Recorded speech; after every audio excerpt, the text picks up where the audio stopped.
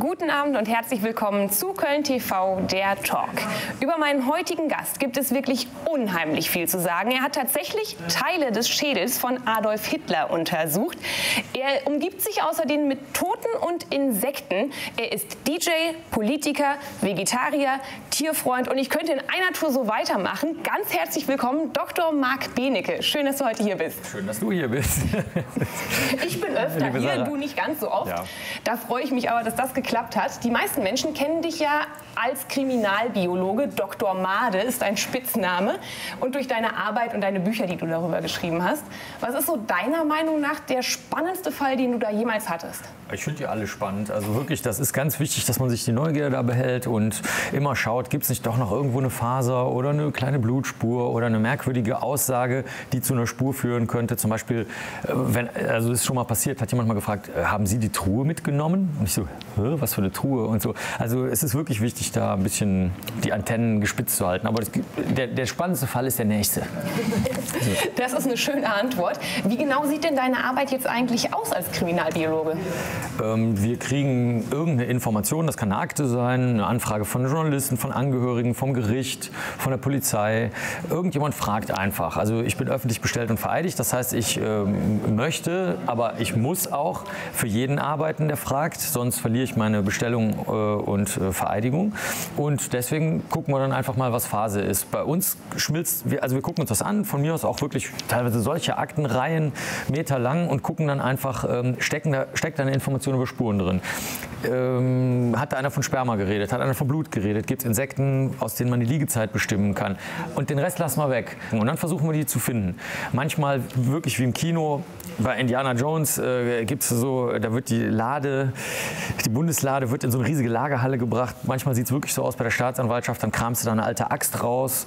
Manchmal gehst du zurück zum Tatort. Wir sind schon mal nach 6, 7 Jahren zurück zu Tatorten gegangen, guckst halt an Stellen, die nicht so sauber gemacht werden oder nicht renoviert werden. Manchmal bringen die Leute das mit. Wir haben teilweise Angehörige, die bringen Spuren mit und sagen, das hat die Polizei nicht interessiert. Wo man nie erfährt, warum nicht. Handys mit SIM-Karten drin. Und das sammeln wir dann und gucken uns das an. Wenn du mit Toten arbeitest, auch mit Morden und Selbstmorden, hast du gerade gesagt, wie nah geht dir da deine Arbeit?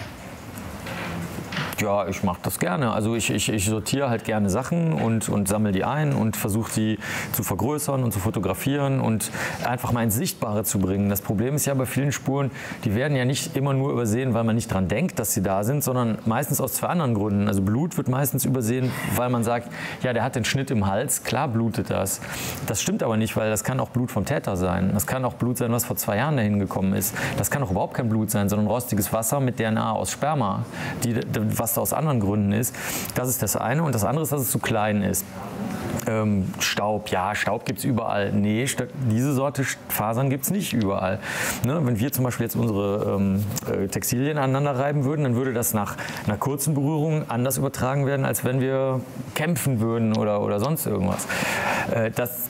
Also man muss das Kleine und das Große ins Sichtbare rücken und das macht mir einfach Spaß. Trotz deiner Reiselust und obwohl du so viel unterwegs bist, engagierst du dich politisch eher lokal. Du bist in der Partei Die Partei, bist sogar Landesvorsitzender NRW. Wie bist du dazu gekommen? Ja, unser größter Vorsitzender, Martin Sonneborn, der hat mal hier im Gebäude 9 hat einen Vortrag gehalten und eine Person, die ihn kannte, hat ihm gesagt, dass er mir doch mal schnell eine SMS schicken soll. Wir haben mal zusammen einen Dreh gemacht in Berlin und so haben wir uns dann zusammengefunden und weil das VGA-Kabel fehlte zwischen Laptop und Beamer, sodass er keinen Vortrag halten konnte und ich der Einzige im Raum war, der sich offenbar in Köln auskennt, bin ich dann schnell zum Saturn geflitzt und habe das VGA-Kabel geholt. So hat der Vortrag stattgefunden und schon hat also diese politische und persönliche Freundschaft ihren Anfang gefunden mit einem unprosaischen oder prosaischen, je nachdem man möchte, VGA-Kabel. Das war Martin Sonnenborn, glaube ich. Martin Sonnenborn. Genau. Und so bist du dann zur Politik und zur Partei vor allen Dingen gekommen. Sonnenborn ist ja herkünftig von der Titanic, dem Satiremagazin. Die ganze Partei wird sehr oft als politische Satire dargestellt. Inwiefern siehst du dich als Politiker oder als Satiriker oder kann man da gar keine Grenze ziehen? Ja gut, also wenn man Wahlkämpfe sich anguckt, das ist ja lustig. Also die Versprechungen sind ja völlig inhaltsleerer Quatsch. Oder teilweise sind sie noch nicht mal mehr inhaltsleer, weil sie so weit weg sind von irgendeiner Formulierung, auf die man jemanden noch festnageln könnte. Also es ist sehr, sehr lustig. Also das macht viel Spaß, das anzugucken. Und wir toppen es einfach, indem wir ganz auf Inhalte verzichten. Also wir verteilen dann leere Wahlplakate und schreiben dann mit Edding was drauf, was den Leuten gerade einfällt. Oder ein Foto von der Wurst haben die in Thüringen mal drauf geklebt, weil es da viele so Würste gegessen werden oder so. Und das funktioniert. Das macht sehr viel Spaß. Die Mechanismen von Politik sind eigentlich nicht von Satire, also kann man nicht von Satire unterscheiden. Das ist, glaube ich, eher ein Klebeschildchen, was manche Leute da drauf kleben. Also das, was die Berufspolitiker machen, auch wenn die das natürlich nicht zugeben würden, ist halt auch Satire. Also die überspitzen, die überhöhen, die lügen wie gedruckt oder nennen wir es mal erfinden Märchen. Also ich sehe überhaupt gar keinen Unterschied. Also je länger ich das mache, muss ich dazu sagen, am Anfang habe ich noch einen Unterschied gesehen, aber jetzt sehe ich keinen mehr. Und die bei Oberbürgermeisterwahlen schneiden gut ab. In Greifswald fast 30% der Stimmen, da war schon ganz ordentlich. Also die Leute wollen uns als Oberbürgermeister. Du willst auch Oberbürgermeister werden hier in Köln. Was sind da genau deine Ziele oder deine Forderungen? Was willst du verändern in der Stadt? Ja, wir haben schon viel gemacht. Wir haben ja den ersten Coffeeshop Deutschlands eröffnet in der Innenstadt hier in Köln mit Gras, was die Damen von der Partei im Grüngürtel gesammelt hatten. Natürlich nur örtliche Produkte. Wir haben Glitzerperlen und Streichelponys massenhaft verschenkt. Davon muss es viel mehr in Köln geben. Glitzerperlen, Streichelponys. Wir wollen die andere Rheinseite, die Schelsig, mal streichen, weil die so hässlich ist, dass sie einfach mal eine schöne Farbe bekommt. Straßenreinigung mit 4711 einführen. Also wir haben viele Ziele. Sehr wichtig, das ist Punkt 1, Stiletto-freundliches Pflaster endlich mal in der Innenstadt. Also da gibt es wirklich einiges, was man tun kann und muss. Verbesserungspotenzial findet sich überall? Ja, wir packen es auch an. Also wir tun es dann auch. Wir fordern es nicht nur, sondern wir tun es. Alles, was ich genannt habe, haben wir auch schon getan. Beim Christopher Street Day haben wir 20.000 Kondome mit meinem Gesicht vorne drauf verschenkt. Also wir tun was. Mal abgesehen von deiner politischen Karriere und deinem politischen Engagement, engagierst du dich noch in sehr vielen anderen Richtungen. Du hast auch was mit Musik zu tun im weitesten Sinne. Du hast eben schon vom Auflegen gesprochen. Du hast aber sogar auch schon selbst einen Song veröffentlicht, zusammen mit Sarah Knox. Und genau diesen Song, den schauen wir uns jetzt erstmal kurz zusammen an, bevor wir darüber sprechen.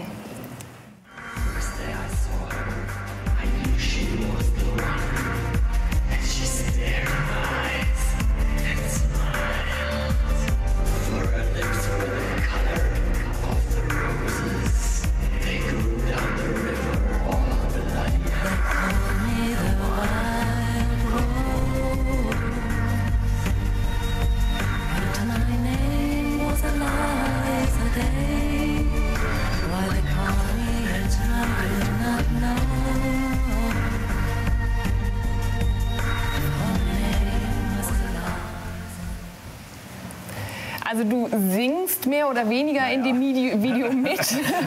Wie musikalisch bist du tatsächlich? Ja, ach, ich hab viel Musik im Kopf und auf dem Rechner gekauft übrigens. Ich kann das nicht leiden, dass die immer geklaut wird oder geshared wird.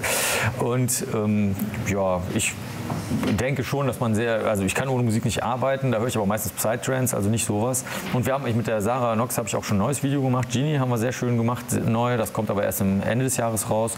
Es gibt auch ein paar Bands, wo ich mitspiele, können die Leute ja mal gucken bei YouTube. Marc Benecke, YouTube-Video, da gibt es ein paar lustige Kooperationen, Seven Lives zum Beispiel, das kann ich auch noch empfehlen. Ja, für mich das wie Luft zum Atmen, allgegenwärtig.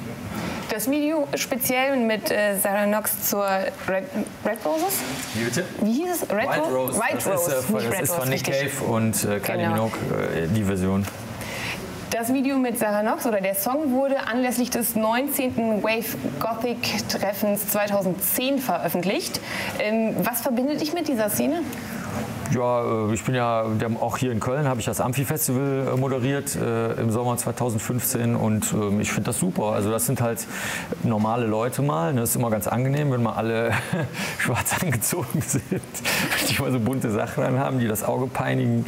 Und ja, die sind halt auch alle ein bisschen ruhiger und nicht besoffen und da gibt es nicht dauernd Streit. Und es ist einfach mal eine angenehme, friedliche, samtige, schwarze Atmosphäre bei den Gruftis. Das gefällt mir ganz gut und auch sehr fantasiereich irgendwie. Also besonders beim WGT versuchen natürlich alle auch, oder viele versuchen sich was selber zu schneidern. Die meisten haben sehr wenig Geld und kaufen dann keine Sachen. Es gibt zum Beispiel keine Modemarken in der Szene, sondern alle oder fast alle schneidern sich ihren Kram selbst. Oder es gibt winzige kleine Label, die dann mal für ein Jahr irgendwas produzieren. Und dann wird alles kombiniert, Steampunk mit Cybergoth, mit, was war das Neueste, Pastel Goth, was irgendwie aus Manga-Sachen kommt. Ja, das sind dann so Manga-Sachen, die dann in Grufti-Sachen vermischt werden. Also das ist sehr, sehr, kreativ ist gar nicht das richtige Wort, friedlich verrückt. Du passt ja mit deinem Auftreten auch sehr gut da rein. Schwarz angezogen kennt man dich eigentlich, außer du hast den weißen Laborkittel an. Ja. Und dazu bist du von oben bis unten tätowiert. Hast du eine Ahnung, wie viele Tattoos du inzwischen hast? Ja, also die Bild, eine vertrauenswürdige Quelle hat mal gesagt 88 oder 89 oder 90. Die haben mal irgendwie zusammen durchgezählt. Also irgendwie so. Aber es ist halt auch schwierig zu sagen, wie viele jetzt. Also zum Beispiel ist jetzt diese kleine Lampe hier, dieser kleine Briefumschlag. Sind das einzelne Tattoos oder nicht? Genauso gut könntest du jetzt sagen 200 oder. Kommt dir ein solches Auftreten nie in die Quere? Vor allen Dingen, wenn du auch beruflich ernst genommen werden willst oder musst? Keine Ahnung, also da spricht mich keiner drauf an. Das kann ich dir nicht zu sagen. Also ich weiß jetzt nicht, ob das ein Stichprobenfehler ist, dass die Leute, die mich halt nicht leiden können, nichts sagen. Das entspricht aber eigentlich nicht der Lebenserfahrung. Normalerweise, wenn man gehatet wird, dann kriegt man es ja auch irgendwie mit. Also bis jetzt hat noch keiner was gesagt. Ich finde das selber ein bisschen merkwürdig. Vielleicht kommt es aber auch daher, dass ich natürlich alles ganz langsam mache. Ich habe jetzt ja nicht, ich bin jetzt nicht von einem Tag auf den anderen, habe ich mir die Haare abrasiert und das Gesicht tätowiert, sondern ich habe halt so wie du, ich hatte halt irgendwann mal ein Tattoo da und dann ist es halt mehr geworden und vielleicht achten die Kolleginnen und Kollegen da einfach überhaupt nicht mehr drauf. Also langsam dran gewöhnen, mit einem kleinen Anfang. Ich weiß nicht, ob das der Grund war oder ob es einfach auch wirklich ab einer bestimmten Problemschwelle einfach keine Rolle mehr spielt. Ich meine, die Fälle, die wir bearbeiten, die sind halt echt jenseits des Problems, hast du jetzt auf deiner Hand einen Spatz drauf tätowiert oder nicht.